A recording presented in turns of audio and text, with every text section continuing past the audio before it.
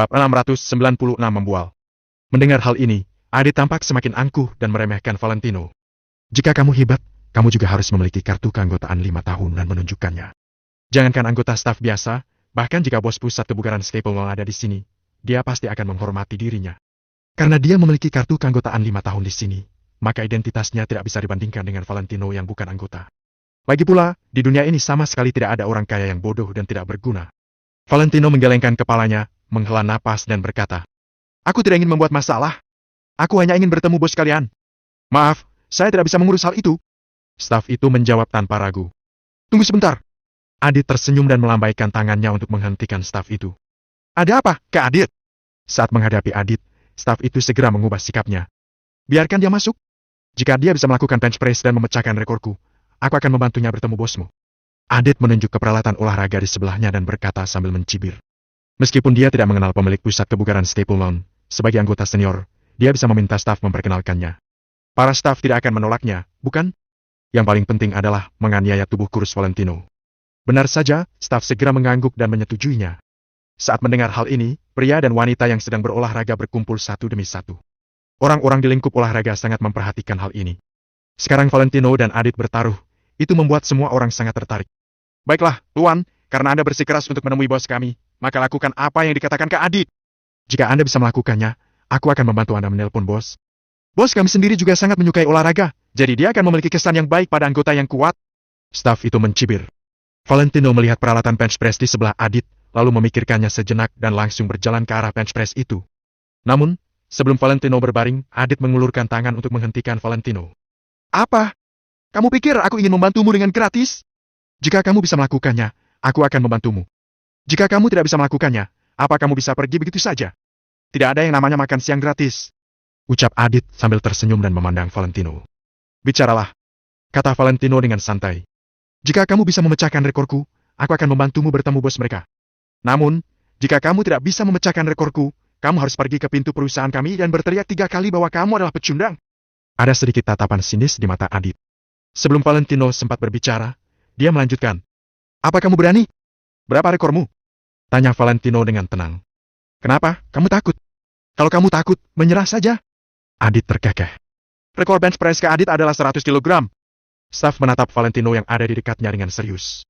"Wow, pria tampan ini sangat hebat," teriak seorang gadis yang suka berolahraga. Bahkan beberapa anak muda di dekatnya juga sontak menatapnya dengan kagum. "Dia adalah pria yang hebat. Luar biasa. Aku pernah melihat rekor tertinggi bench press adalah 80 kg dan itu sudah yang terbaik pada saat itu.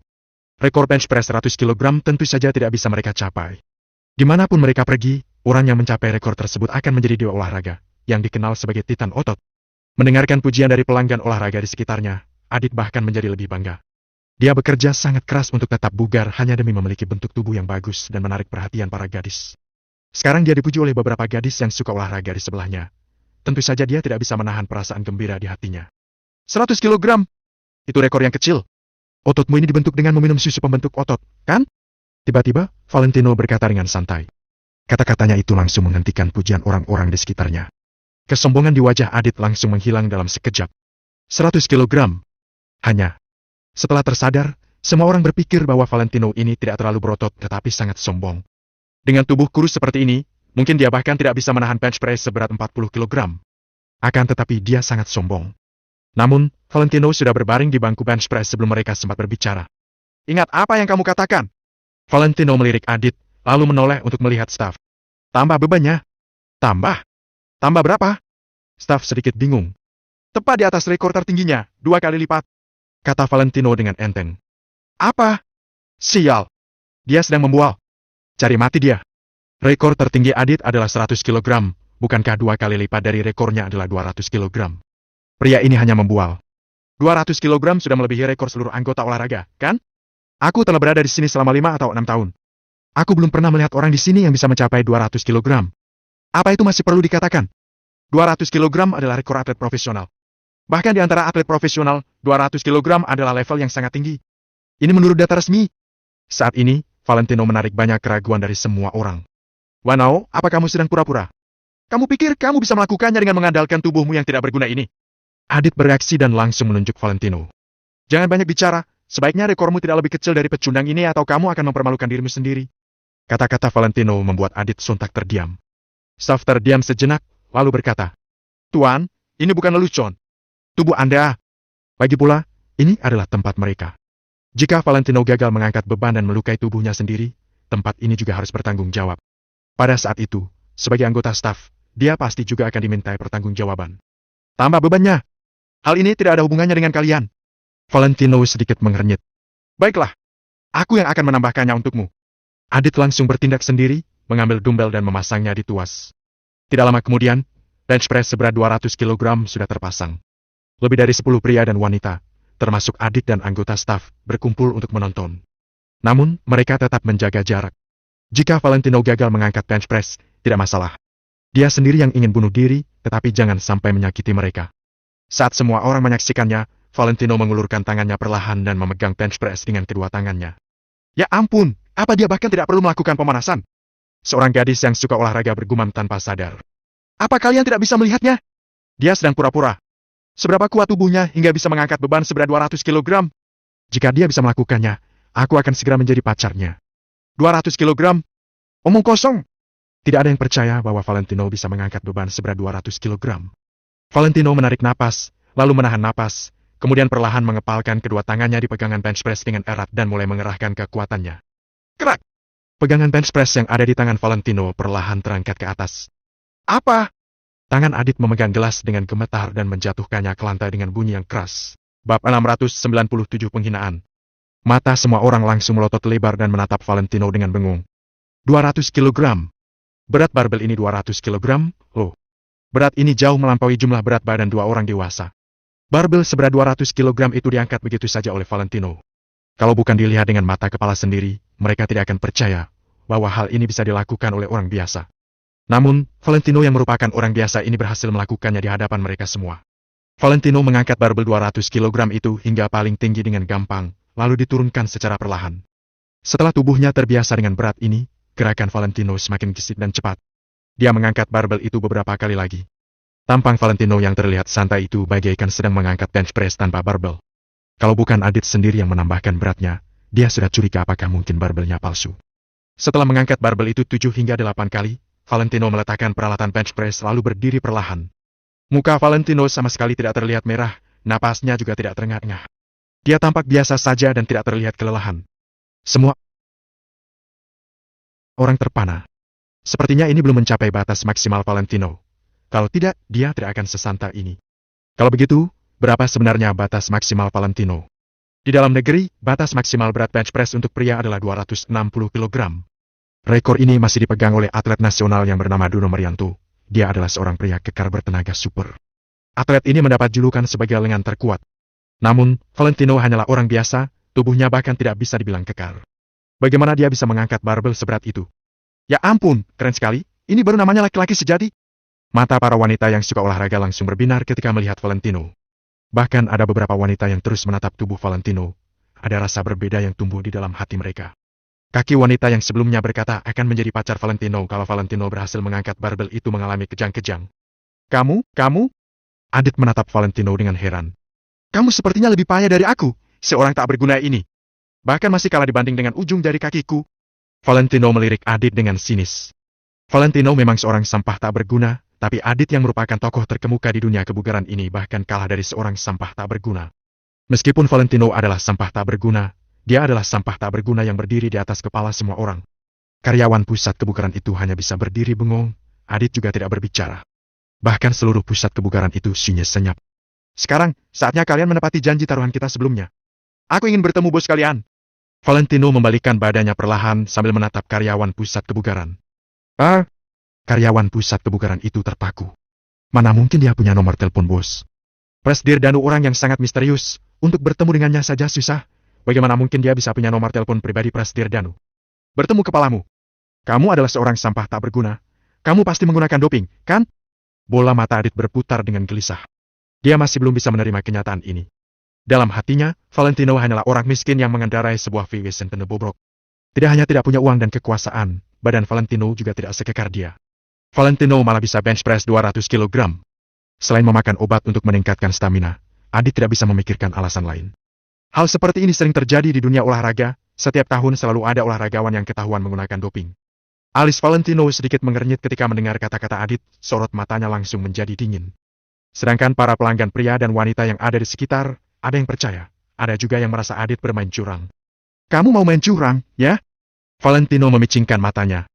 Memangnya kamu siapa? Untuk apa aku curang? Boem, tidak usah banyak bicara dengannya. Cepat usir sampah tak berguna ini. Orang seperti ini hanya akan membuat malu dunia olahraga. Adit mencibir, mencoba menekan orang dengan kekuasaannya. Mau bagaimana lagi? Siapa suruh dia sangat akrab dengan orang-orang di pusat kebugaran ini? Meski Valentino memiliki tenaga sebesar itu juga tidak berguna. Adit adalah pelanggan besar pusat kebugaran ini. Dia bisa saja membuat beberapa puluh kartu anggota untuk meningkatkan kesejahteraan karyawannya. Hal ini sudah bisa membuat pusat kebugaran ini untung besar. Karyawan pusat kebugaran itu ragu-ragu sejenak. Untuk kesejahteraan karyawan perusahaan kami musim ini, aku akan membuat 37 kartu anggota tahunan di tempat kebugaran ini. Bisik Adit di telinga karyawan pusat kebugaran. Mata karyawan pusat kebugaran itu langsung berbinar. 37 kartu anggota tahunan. Berapa banyak bonus yang akan dia dapatkan? Karyawan pusat kebugaran tidak lagi ragu-ragu. Dia langsung maju dan berkata pada Valentino. Tuan, silakan keluar. Mengapa aku harus keluar? Mata Valentino berubah dingin. Karena kamu miskin. Kamu tidak punya uang dan kekuasaan, maka kamu juga tidak punya harga diri dan tidak punya kemampuan. Karena kamu tidak punya uang, istrimu harus bekerja di bawah perusahaanku. Kalau aku minta dia membersihkan toilet, dia harus membersihkan toilet. Kalau aku minta dia lembur untuk menemaniku, dia juga tidak bisa menolak. Muka Adit terlihat puas, kata-kata yang diucapkannya sangat menghina. Coba katakan sekali lagi. Valentino menoleh perlahan, dia menatap Adit tanpa ekspresi. Air mukanya sama sekali tidak terlihat marah. Sebenarnya, orang yang benar-benar mengenal Valentino akan tahu bahwa penampilan Valentino saat ini adalah saat dia benar-benar sudah terbakar amarah. Apa aku salah? Hari ini juga, aku akan suruh dia lembur untuk menemaniku. Biar ku beritahu, ya. Bu! Adit belum sempat menyelesaikan kata-katanya. Dalam sekejap mata, tubuh Valentino yang gesit bagaikan cita itu sudah maju. Valentino mengangkat kakinya dan langsung menendang dagu Adit dengan kencang. Krak! Tendangan tiba-tiba dan kencang ini membuat rahang Adit bergeser, tubuhnya pun terhempas sejauh 3 hingga 4 meter. Ototnya yang terlihat sangat kencang itu tidak berguna di hadapan Valentino. Wow! Ini baru namanya tenaga. Jauh lebih kuat dari otot palsu Kak Adit. Kalian pikir Leno ini hebat? Biar ku beritahu, ya, aku akan langsung mati karena satu tendangan dari dia. Gila, ini benar-benar hebat. Satu tendangan saja bisa membuat orang terhempas 5 hingga 6 meter. Semua orang berseru kaget. Bahkan karyawan pusat kebugaran itu juga tercengang. Sialan! Kamu sudah bosan hidup, ya? Mata Adit penuh amarah. Dia memegangi rahangnya sambil memaki Valentino. Boim, panggil orang untuk menghajar dia. Teriak Adit. Karyawan pusat kebugaran itu baru tersadar dan berkata, Tuan, kamu tidak boleh membuat onar di tempat kami. Setelah mengatakan ini, karyawan pusat kebugaran ini langsung berteriak memanggil satpam. Srek! Srek! Srek! Belasan pria bertubuh kekar melangkah keluar. Di antara belasan pria ini ada yang merupakan satpam di pusat kebugaran ini, juga ada instruktur dari tempat kebugaran. Mereka semua seperti akan menerkam Valentino. Valentino hanya bisa menunduk dan menghela napas. Dia tahu, untuk menaklukkan tempat ini, pasti akan memengaruhi banyak kepentingan yang ada di dalam. Jadi sudah pasti akan ada perselisihan. Namun, dia sungguh tidak ingin banyak terlibat dengan orang-orang kecil ini. Masalahnya adalah, saat ini dia tidak punya anak buah. Segala sesuatu harus dia lakukan sendiri. Pukul dia. Pukul dia sampai mati. Aku akan membuat 1000 kartu anggota tahunan di tempat kalian. Aku adalah manajer umum Ras Real Estate. Aku punya kekuatan untuk melakukan ini. Adit berteriak dan menunjuk Valentino bagaikan orang gila. Bab 698 Danu, kembali ke posisi. Belasan orang seketika mengepung Valentino, tatapan mereka terlihat sangat jahat. Namun, saat ini tidak ada yang memerhatikan mobil yang perlahan-lahan menuju ke sini. Mobil pintu itu terbuka, dan seorang pemuda yang memasang ekspresi serius pun berjalan masuk. Karena keributan di dalam, tidak ada orang yang menyadari kedatangan pemuda itu. Pemuda itu mengernyit lalu mendongak melihat orang-orang yang bergerombol di tengah. Ketika dia hendak berbicara, dia tiba-tiba membeku dan matanya membelalak lebar. Tatapannya menembus orang-orang dan terkunci pada Valentino yang sedang dikepung belasan orang. Meskipun yang dia lihat hanyalah punggungnya, dia tetap bisa langsung mengenali Valentino. Wajah seseorang mungkin bisa mirip dengan orang lain, tapi aura dan karisma orang tidak mungkin bisa ditiru. Mulut pemuda itu juga ikut terbuka lebar, matanya tiba-tiba terasa panas dan dipenuhi dengan air mata. Wanau, dasar miskin. Memangnya kenapa kalau kamu jago berkelahi? Asal kamu tahu saja, di sini yang penting itu uang. Kamu tidak punya uang juga tidak punya kekuatan, sama saja dengan sampah. Sedangkan aku, asalkan punya uang, aku bisa mencari lebih banyak orang untuk menghajarmu. Kamu mau bersaing dengan apa? Orang sepertimu juga ingin mendapatkan perempuan sempurna seperti Amel. Kamu mau membahagiakannya dengan apa? Dengan mobil Sentanemu itu. Lucu sekali. Hajar dia. Seru Adit setelah berbicara panjang lebar. Belasan orang bertubuh kekar pun memutar pergelangan tangan mereka lalu segera berjalan menghampiri Valentino. Tatapan Valentino sangat dingin. Tubuhnya juga sedikit menegang. Dia mengambil posisi siap bertarung. Orang-orang ini masih belum dianggap serius olehnya. Setelah ragu-ragu sejenak, para pekerja di sana pun akhirnya tidak berani mengikuti perintah Adit. Salah satu dari mereka berkata dengan suara serius. Lempar dia keluar. Berhenti. Tepat pada saat ini, tiba-tiba terdengar sebuah teriakan dari arah pintu. Begitu mendengar suara ini, para pekerja dan belasan pria kekar itu segera melangkah mundur. Sedangkan Valentino langsung membelalakan matanya begitu mendengar suara ini. Dia merasa seakan-akan ada sebuah petir yang menyambar kepalanya. Wush! Valentino langsung berbalik dan melihat ke arah pintu. Dia dan pemuda yang tadi pun saling bertatapan. Saat ini, situasinya langsung berubah hening. Waktu seakan-akan terhenti dan yang tersisa hanyalah mereka berdua yang sedang bertatapan. Valentino tiba-tiba merasa ingin tertawa terbahak-bahak sekeras mungkin. Dulu, dia sama sekali tidak percaya takhayul dan takdir. Namun sekarang, dia percaya. Semua ini sudah pasti ada takdirnya. Tuan Besar Wijaya, Tuan Besar Kusuma dan juga para prajurit keluarga Wijaya yang mati demi dia pasti sedang melihatnya dan melindunginya dari atas sana. Hal inilah yang menjadi alasan Valentino tidak boleh mundur. Presdir Danu, dengarkan penjelasan saya. Orang ini menyinggung salah seorang anggota penting kita, Pak Adit.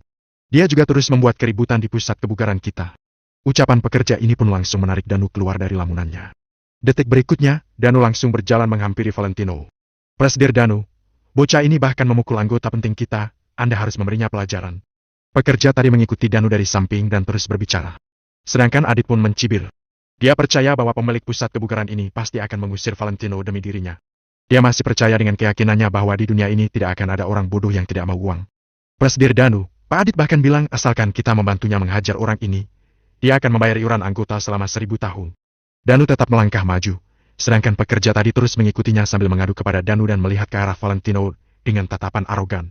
Sedangkan Danu sama sekali tidak memberikan reaksi apapun, seakan-akan dia tidak mendengar apa-apa. Di matanya hanya ada Valentino, langkah kakinya sama sekali tidak berhenti. Benar, kalau kalian memberinya pelajaran, aku akan membayar iuran anggota 1000 tahun. Adit juga tertawa arogan. Namun, Danu masih tetap berjalan maju ke depan Valentino, lalu bertatapan dengannya dalam jarak dekat. Pada saat ini, pekerja yang tadi masih tetap berkicau. Presdir Danu, Anda hanya perlu memberi satu perintah. Saya akan langsung memukulinya sampai cacat. Lah. Begitu pekerja itu selesai bicara, suara tamparan yang sangat nyaring langsung memenuhi seluruh ruangan pusat kebugaran. Hahaha. Adit tertawa terbahak-bahak, lalu melihat ke arah Valentino. Dia merasa Presdir Danu ini pasti menampar Valentino demi iuran anggota 1000 tahun, kan? Namun, ketika dia melihat apa yang terjadi dengan jelas, dia langsung tercengang. Orang yang ditampar adalah pekerja yang terus bicara tadi. Presdir Danu, Anda. Pekerja itu langsung membelalakan matanya dan melihat Danu dengan tatapan terkejut. Plak. Danu sama sekali tidak membalas ucapan pekerja itu. Dia malah menamparnya sekali lagi. Semua orang yang ada di sana pun tercengang. Apa yang terjadi? Namun, yang terjadi selanjutnya lebih mengejutkan lagi. Setelah menampar pekerja tadi 2 kali, Danu kembali berbalik dan bertatapan dengan Valentino. Setelah sekian lama, Danu akhirnya menghela napas panjang, matanya memerah dan dipenuhi dengan air mata. Bos! Teriak Danu sambil menangis meraung-raung. Saat ini, pria bertubuh besar dan kekar ini seakan-akan berubah menjadi seorang anak kecil. Bahkan di depan keluarganya, Danu juga tidak pernah menunjukkan kelemahannya. Akan tetapi, di depan Valentino, dia menganggap dirinya sendiri sebagai seorang anak kecil yang sangat lemah. Panggilan bos ini kembali membuat semua orang yang ada di tempat terkejut. Si miskin yang mengemudi mobil Centene ini adalah kakak dari bos yang pemilik pusat kebugaran ini. Valentino juga merasa matanya basah. Dia pun menepuk bahu Danu. Maaf atas penderitaan kalian. Ujar Valentino dengan suara pelan. Dia berusaha sekuat tenaga untuk menekan perasaan sedihnya. Setelah penderitaan, akan datang kebahagiaan. Danu, kembali ke posisi. Lagi pula, Valentino tahu bahwa ini hanyalah sebuah permulaan. Adit dan pekerja yang tadi pun tercengang melihat adegan ini. Ternyata alasan Valentino ingin mencari pemilik pusat kebugaran ini adalah karena dia memang kenal dengannya. Apalagi dia adalah bosnya Danu. Melihat Danu yang menangis sampai seperti itu, bisa dilihat betapa dalamnya hubungan mereka. Presdir Danu, saya tidak tahu kalian berdua saling kenal. Saya pikir kalau kalian saling kenal, dia pasti punya nomor telepon Anda. Pekerja tadi pun mulai gemetaran, tidak tahu harus bagaimana menjelaskan perbuatannya tadi. Keluar. Lempar keluar si Adit tadi itu juga. Dan mengibaskan tangannya. Lalu langsung membawa Valentino ke arah kantor. Di sini bukanlah tempat yang tepat untuk berbicara. Kamu berani melemparku keluar. Kamu itu bodoh. Tidak mau uang. Begitu mendengar kata-kata Danu, Adit langsung membelalakan matanya karena terkejut. Namun, baik Valentino maupun Danu tidak memedulikan dia, mereka langsung berjalan masuk ke kantor. Dasar bodoh! Idiot! Ada uang tidak mau. Adit terus berteriak. Bra! Danu membuka pintu dan mengeluarkan kepalanya lalu berkata dengan nada datar. Kamu selamanya tidak akan tahu bahwa ada beberapa toko dibuka bukan untuk mendapatkan uang. Setelah selesai berbicara, Danu kembali menutup pintu kantor, meninggalkan orang-orang yang kebingungan di luar. Untuk apa buka toko kalau bukan untuk mendapatkan uang? Mereka semua tidak mengerti. Seperti orang-orang biasa tidak mengerti dengan dunia para konglomerat, mereka juga tidak mengerti dunia Valentino. Akan tetapi, tidak akan ada orang yang menjelaskannya kepada mereka. Para pekerja pun membawa belasan pria kekar tadi dan langsung mengusir Adit keluar. Mereka mana berani menentang perintah bos? Adit berteriak terus-menerus, tapi tidak ada gunanya. Dia diangkat oleh dua pria kekar dan langsung dilempar ke jalan raya. Orang-orang pun langsung mengelilingi dia dan bergosip sambil menunjuk ke arahnya. Adit merasa sangat malu, dia pun langsung naik ke mobilnya dan pergi. Di dalam hati, dendamnya terhadap Valentino pun sudah terbentuk sempurna. Bab 699 Valentino Empire ada di semua kota. Di dalam kantor. Kak Valentino. Danu mengunci pintu ruang kantor, kemudian dia berlutut dengan sepasang mata yang memerah. Di antara kita berdua, tidak perlu ramah tamah palsu seperti ini. Valentino maju 2 langkah dan mengulurkan tangannya untuk menarik lengan Danu. Danu tertegun, tapi dia tidak bersikeras berlutut. Kemudian, dia duduk bersama Valentino di atas sofa. Valentino menatapi Danu. Dulu, pria ini terlihat sangat kuat dan bersemangat. Namun, saat ini dia terlihat rapuh sekali. Dirinya sudah jauh lebih kurus. Valentino tidak mengatakan apapun, juga tidak menanyakan apapun. Valentino memerhatikan semua ini dan mengingatnya dalam hati. Semua orang berjuang untuknya, jadi dia tidak akan membiarkan orang-orang itu berusaha tanpa mendapatkan balasan. Kak Valentino, kapan kakak sembuh? Kenapa kakak berani menampilkan diri di hadapan umum? Dan menghela napas panjang sesaat, kemudian dia menyalakan sebatang rokok untuk Valentino. Kedua sahabat ini akhirnya bertemu kembali, sungguh pertemuan yang melegakan. Mereka hanya membicarakan apa yang mereka alami selama 3 bulan ini secara singkat, lalu mulai membahas bisnis lagi. Kehidupan mereka sama-sama sulit, karena itu mereka tahu bahwa sekarang bukanlah saatnya mengeluh. Kak Valentino, sebelum aku pergi, aku mendapat informasi dari Pak Hendrik. Karena itu, aku bisa mengetahui jejak kakak dan kakak ipar. Jelas Danu. Valentino mengangguk perlahan. Sebelumnya Hendrik memberinya 2 lembar karcis bus. Dari kota Neo hingga ke stasiun terakhir, totalnya bus melewati 18 stasiun. Jadi, mereka melewati 18 kota sepanjang perjalanan. Asalkan Danu mengetahui informasi ini, jadi dia bisa langsung memperkecil lingkup untuk mencari Danu. Jadi, Danu memilih satu dari ke-18 kota ini untuk berdiam. Tidak disangka, dia malah bertemu dengan Valentino. Bagaimanapun harus diakui, semua ini adalah takdir. Orang lainnya? Tanya Valentino. Kami sama-sama saling tidak menghubungi karena takut tertangkap pihak keluarga Wijaya semua. Kata Pak Hendrik, asal kami saling tidak menghubungi, jadi kalau kehilangan satu tempat, masih ada banyak tempat lain. Dengan begitu, kita masih punya kesempatan. Jadi sebelum meninggalkan kota Neo, kami mengganti nomor ponsel semua dan memutuskan semua hubungan dengan kota Neo. Mendengar cerita Danu, Valentino mengangguk-angguk. Pantas saja beberapa hari lalu saat dia menelpon nomor Danu sesuai ingatannya, nomor Danu malah tidak tersambung. Mengenai yang lain, meski Valentino masih ingat dengan nomor mereka, dia tetap tidak berani sembarangan menelpon. Saat itu dia masih belum mengetahui kondisi asosiasi Valentino Empire. Dia juga tidak tahu siapa saja yang setia padanya. Begitu menghubungi mereka, keberadaannya pasti terbongkar. Jadi, saat itu Valentino hanya menghubungi Danu seorang, tapi nomornya malah tidak terhubung. Ternyata, semuanya sudah diatur oleh Hendrik. Valentino tahu bahwa inilah cara terbaik. Jika anggota asosiasi Valentino Empire saling menghubungi, tentu saja kekuatan mereka akan lebih besar. Namun, dengan begitu mereka akan berada dalam kondisi yang lebih berbahaya. Jika keluarga Wijaya berhasil menangkap salah satu dari mereka, maka semua anggota akan berada dalam kondisi yang berbahaya. Dengan kekuatan mereka sekarang, meski semuanya bersatu, masih akan sulit untuk melawan keluarga Wijaya. Hanya saja, Valentino tidak tahu apa saja yang dikatakan Hendrik untuk membujuk mereka tetap setia pada Valentino. Valentino berencana menanyai Hendrik akan hal ini ke depannya. Hendrik memiliki kebijakan dan pemikiran yang jauh, takutnya bahkan Danu sendiri pun tidak akan bisa memahaminya. Jadi jika Valentino menanyai Danu, takutnya Danu juga akan berkata bahwa dia tidak tahu. Teruskan, kata Valentino setelah terdiam selama 2 detik. Baik, Kak Valentino. Meski sebelumnya kita tidak saling berkomunikasi, aku tetap bisa menebak bahwa Pak Hendrik sudah mengutus anggota asosiasi Valentino Empire di 18 kota. Grup Nagasan, ketiga keluarga besar di kota Neo dan beberapa perusahaan besar yang memiliki kekayaan besar dan koneksi yang luas sudah berpindah ke luar negeri. Sementara itu, anggota asosiasi Valentino Empire yang lainnya sudah berpencar ke berbagai kota di dalam negeri. Pak Hendrik hanya memberikan kami sebuah nomor, tapi dia berpesan pada kami untuk tidak pernah menelpon nomor ini sesukanya. Dia berpesan bahwa hari di mana kami menerima informasi dari nomor ini, maka itulah waktunya bagi kami semua untuk kembali. Dan mengatakan semua tebakan dan semua yang diketahuinya pada Valentino. Dia percaya sekali pada Valentino, sehingga dia tidak akan menyembunyikan apapun darinya. Di ke-18 kota itu ada anggota kita. Suasana hati Valentino mulanya sedang muram, tapi sekarang mendadak dia jadi merasa bangga. Rencana meteor yang awalnya hanya akan digunakannya untuk menaklukkan kota Neo ternyata bisa berkembang jadi sehebat ini. Ini adalah sesuatu yang tidak pernah Valentino pikirkan sedikit pun sebelumnya saat baru membuat rencana meteor. Sementara itu, Hendrik sangat berjasa dalam setiap hal ini. Benar. Meski aku hanya menebak-nebak, aku memiliki kepastian sebesar 80%. Pak Hendrik benar-benar berpikir jauh. Dia tidak akan membocorkan ke-18 kota yang memiliki jejak kakak. Nada suara Danu terdengar yakin sekali. Ini artinya, saat ini anggota asosiasi Valentino Empire ada di kota sekitar. Valentino berusaha menekan semangat yang membara-bara dalam hatinya. Benar. Dimulai dari kota Neo hingga ke-18 kota seterusnya, di setiap kotanya ada anggota setia Valentino Empire. Tatapan Danu seolah sedang memancarkan cahaya semangat. Ada anggota setia asosiasi Valentino Empire di setiap kota. Bukankah hal ini membanggakan sekali? Bagaimana perkembangan mereka sekarang? Tanya Valentino dengan penuh berharap. Kalau anggota asosiasi Valentino Empire yang tersebar di ke-18 kota tidak bisa menguasai kota Neo, maka sebaiknya mereka bubar saja. Untuk detailnya aku tidak tahu, tapi seharusnya kondisi mereka kurang baik.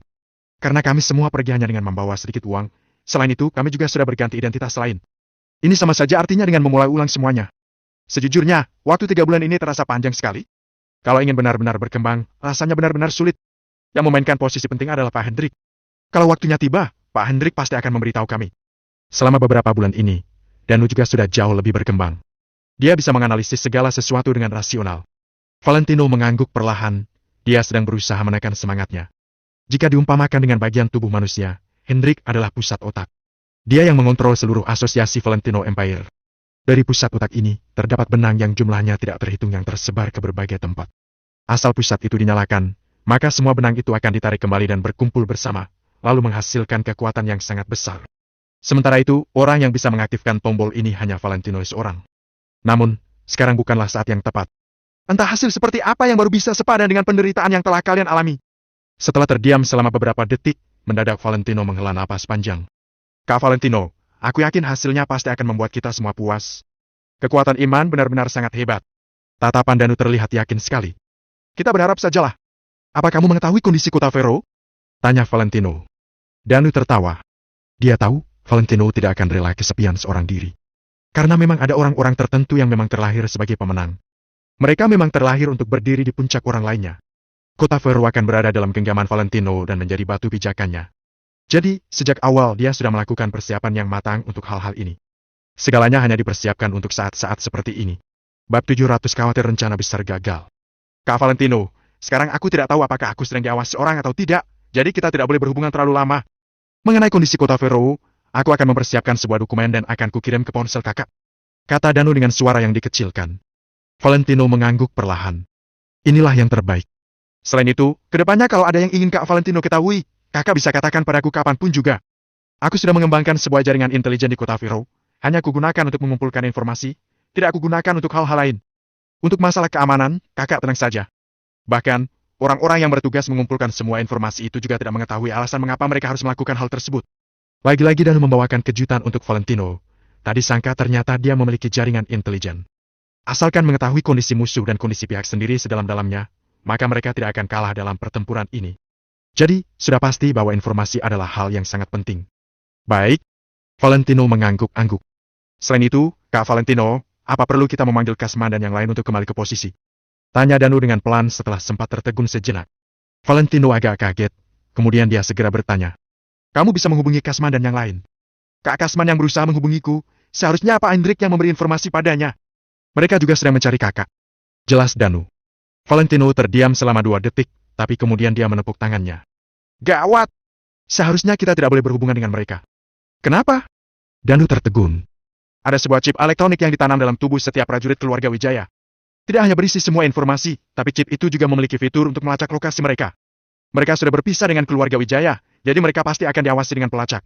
Kalau menghubungi mereka, kita pasti akan diawasi pihak keluarga Wijaya. Valentino jadi khawatir. Namun, Danu malah menggelengkan kepalanya perlahan. Kak Valentino, tenang saja. Semua chip elektronik yang ditanam dalam tubuh Kak Kasman dan yang lain sudah dikeluarkan. Kata Danu dengan suara yang dikecilkan. Saat mengatakan ini, tatapan Danu penuh dengan rasa hormat yang mendalam. Mendengarnya, semangat Valentino jadi semakin meninggi. Suaranya jadi agak bergetar saat bertanya. Bagaimana cara mereka mengeluarkannya? Mereka mengeluarkan chip elektronik itu secara langsung dengan pisau yang sudah disinfektan tanpa dukungan medis apapun di alam liar. Jelas Danu serinci mungkin. Mata Valentino terbelalak besar selama 1 menit lamanya. Kemudian barulah dia mengangguk perlahan. Kesetiaan mereka benar-benar luar biasa. Dengan pendampingan dari sebegitu banyak anggota yang setia, apakah Valentino masih mengkhawatirkan rencana besarnya tidak berhasil? Seperti yang dikatakan Valentino sebelumnya, entah hasil apa yang baru akan setara dengan kesetiaan mereka. Namun, Valentino tahu, dirinya tidak boleh mengecewakan mereka. Kalau mereka bisa datang diam-diam, maka panggil mereka kemari. Aku juga ingin bertemu dengan mereka, kata Valentino setelah terdiam lama sekali. Baik, Kak Valentino, biar aku yang mengurus masalah ini. Danu langsung menyetujuinya. Selain itu, Kak Valentino, di kartu ini ada uang sebesar 20 miliar. Akun ini dibuka dengan data milik orang lain. Aku tahu kakak punya rencana untuk langkah selanjutnya. Kita tidak bisa tidak punya kartu bank. Jadi, dipakai saja dengan tenang. Danu mengeluarkan sebuah kartu bank lagi. Kenapa kamu bisa punya uang sebanyak ini? Valentino jadi agak kaget. Meski saat itu Danu adalah bos pusat kebugaran Mapledon, hanya namanya yang tertulis di atas kertas. Sebenarnya, dia tidak pernah menyentuh masalah keuangan. Semua masalah keuangan diurus Departemen Keuangan yang diatur sendiri oleh Hendrik. Jadi, meski Danu termasuk orang yang cukup berada, dia tidak akan sekaya ini. Seharusnya, menguasai pusat kebugaran Stapleton adalah batas maksimum Danu sendiri. Isi di dalam kartu bank ini adalah gajiku yang sebelumnya kakak bayarkan pada aku terlebih dahulu. Jadi, hitungannya sekarang aku masih bekerja untuk Kak Valentino. Kahi, kata Danu sambil tertawa. Valentino tertegun, kemudian dia mengingat kembali hal yang dikatakan Danu. Saat itu, ibu dan adik perempuannya Danu datang ke kota Neo. Valentino memberikan villa pinggiran miliknya yang ada di perumahan di Jing Oriental pada Danu, juga memberinya gaji yang dibayar di muka sebesar beberapa miliar. Bagaimanapun juga jumlahnya tidak seharusnya sebanyak ini, tanya Valentino. Selain itu, Pak Hendrik juga memberiku modal awal untuk memulai rencana kita. Selain itu, sebelum aku pergi, aku sudah menjual villaku di perumahan di Jing Oriental. Nada suara Danu jadi agak muram. Bagaimanapun juga, dia benar-benar tidak rela menjual benda-benda yang diberikan Valentino. Padahal villa itu adalah hadiah pernikahanku padamu. Valentino jadi merasa tidak berdaya. Kak Valentino sudah tidak di sini lagi, jadi aku mana bisa memikirkan pernikahan lagi. Setelah terdiam sejenak, barulah Danu menengadahkan kepalanya perlahan. Valentino menatapi Danu lekat-lekat selama beberapa detik, lalu berkata, setelah kita kembali nantinya, silakan pilih sebuah rumah di kota Neo. Mau villa pusat di perumahan di Jing Oriental atau di Villa Clow, silakan pilih sesukanya. Baik. Danu menyetujuinya tanpa ragu. Keduanya berbincang sekali lagi. Kemudian, Valentino menyerahkan semua rencana yang dibuatnya pada Danu untuk dikerjakan. Tentu saja Danu menerimanya tanpa ragu, sesulit apapun tugas itu. Kemudian, mereka berdua segera berpisah agar tidak diperhatikan orang lain. Saat ini, Valentino mengemudikan mobilnya dengan suasana hati yang sangat baik. Pertemuannya kembali dengan Danu sudah mengembalikan keberaniannya. Rhys bukanlah orang yang bisa dipercayai Valentino sepenuhnya. Jadi, Valentino sangat berhati-hati dalam melakukan berbagai hal. Sedangkan kalau dengan Danu, Valentino sama sekali tidak perlu mengkhawatirkan hal ini, karena Danu dan yang lainnya adalah kekuatan utama Valentino. Setelah melalui cobaan selama beberapa bulan ini, bisa terbukti bahwa kesetiaan mereka itu sangat luar biasa. Setelahnya, Kasman dan yang lain juga akan datang dan berkumpul di kota Vero. Kedepannya, Valentino akan menjungkirbalikkan kota Vero. Sekarang, dia hanya perlu menunggu sinyal dari Pak Hendrik. Begitu anggota asosiasi Valentino Empire mengembangkan kekuatan mereka hingga cukup untuk melawan keluarga Wijaya, maka itulah saatnya mereka berkumpul. Tidak lama lagi, mereka akan kembali ke kota Neo. Setelah Valentino berpikir sejenak, dia langsung memutar arah mobilnya untuk melesat ke arah kantor Rhys. Ada hal tertentu yang harus dibicarakannya secara langsung. Di gedung pusat Real Estate, Rhys duduk berhadapan dengan Valentino. Di depan mereka ada peralatan minum teh dan asap mengepul dari dalamnya. Ting! Terdengar suara dentingan cangkir teh yang saling disentuhkan. Kemudian Rhys menengadah dan melirik sekilas pada Valentino. Hari ini, Valentino terkesan. Rhys tidak bisa mendeskripsikannya, hanya saja Valentino terkesan sudah berubah jauh. Kalau harus diungkapkan dengan sebuah kata, maka kata itu adalah percaya diri. Benar, saat ini Valentino terkesan sangat percaya diri. Sepertinya, dia juga jadi memiliki keberanian di dalam hatinya itu. Meski selama beberapa hari ini Rhys bersikap sangat sopan pada Valentino, Valentino tetap bersikap was-was padanya. Bagaimanapun juga, sebelumnya saat masih berada di kota Neo mereka berdua tidak terlalu sering berhubungan. Namun, sekarang Ryan adalah CEO perusahaan, sementara itu Valentino malah terjatuh dari posisi puncaknya, dia berubah menjadi masyarakat awam. Bahkan, dia harus meminta bantuan Rhys untuk mencari tempat tinggal. Perbedaan identitas mereka berdua bagai langit dan bumi. Jadi, di hadapan Rhys, Valentino jadi kurang beraura. Tentu saja Rhys bisa merasakan hal ini. Namun, hari ini terasa berbeda. Semua kelemahan dalam diri Valentino yang ditampilkan saat bertemu dengan Rhys sebelumnya sudah musnah sepenuhnya. Rasanya, posisi Valentino seolah sepadan dengan Rhys. Bahkan, rasanya posisi Valentino lebih tinggi darinya. Tuan Valentino, silakan minum tehnya. Wis menjepit cangkir keramik teh berwarna ungu itu dengan penjepit kayu dan diletakkan ke hadapan Valentino.